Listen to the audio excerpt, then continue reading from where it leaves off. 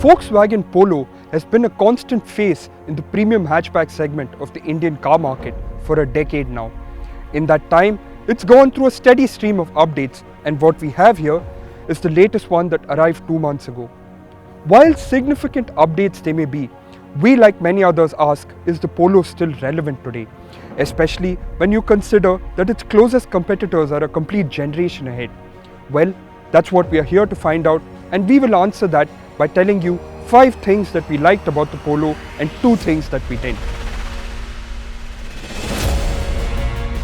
This generation of the Volkswagen Polo was introduced all the way back in 2009, and since then it's soldiered on with subtle tweaks and updates over the years.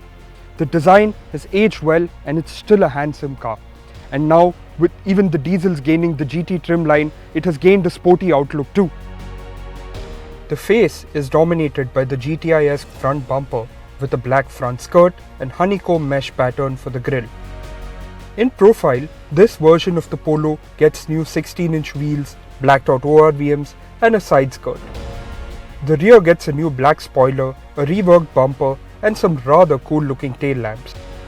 There are GT badges in the front and rear, and in all, the styling is a bit understated but does well to give the Polo a fresh look. Like the exterior, the cabin too has received some mild updates as a part of the deal. There is no change in the layout, and it's mostly the minor details that have got a refresh.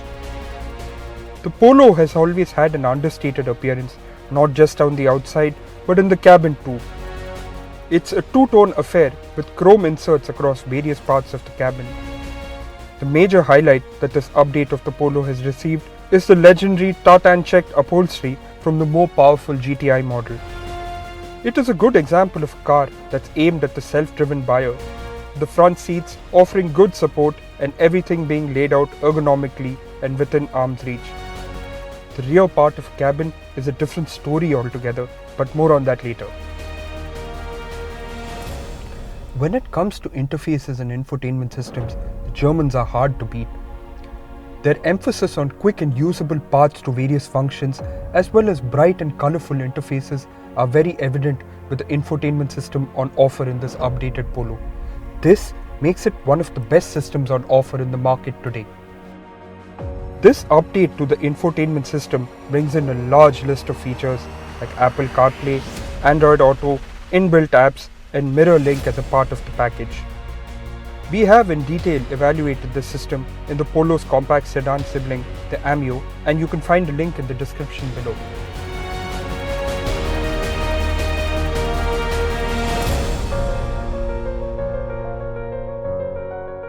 The Volkswagen Polo was always known for its brilliant diesel engine, and we're glad it remains unchanged. You get a 1.5-litre 4-cylinder unit that's common across the VW family, but in this GT TDI model, it's offered in a higher state of tune. This engine produces 108 bhp and a class-leading 250 Nm of torque. It is mated to a 5-speed manual gearbox, which is the only one on offer for the entire Polo diesel range. There is some lag under the 2000 RPM mark. Once the turbo spools up, punch is linear and continuous. Once you're in the zone, the in-gear acceleration is impressive and quick overtakes are done and dusted with just a little bit of effort. However, it is a noisy engine and has a very audible clatter even at idle. The faster you go, the louder the clatter becomes, and this combined with the wind noise takes some time to get used to. We have always loved the way Volkswagens have responded when it comes to ride and handling balance, and the Polo is an excellent example of this train of thought. While Volkswagen may have updated the car in terms of looks and some of the features, its underpinnings remain the same as before. As compared to the standard car, this Polo GT TDI sports larger wheels, and this has made the ride slightly stiffer than expected. However, it is pliant and the suspension setup manages to absorb most of whatever surprises our roads manage to throw up. Handling is excellent for a car in this class with quick turn-ins and good steering feel. In fact, at 3-digit speeds, the Polo is a fun car on the highway to munch away the kilometers. The Polo at one point of time was right up there with the competition in terms of what was on offer in the cabin. Today, it's fallen behind by quite a bit. The Polo, even in this top-spec GT trim, lacks an engine start-stop button, reverse camera, automatic headlamps, and even fancy bits like DRLs or LED lighting are all missing. What's more, the quality of plastic on many of the touch surfaces are hard wearing with grainy textures. The space at the rear is at best acceptable and falls more so behind when you look at the competition.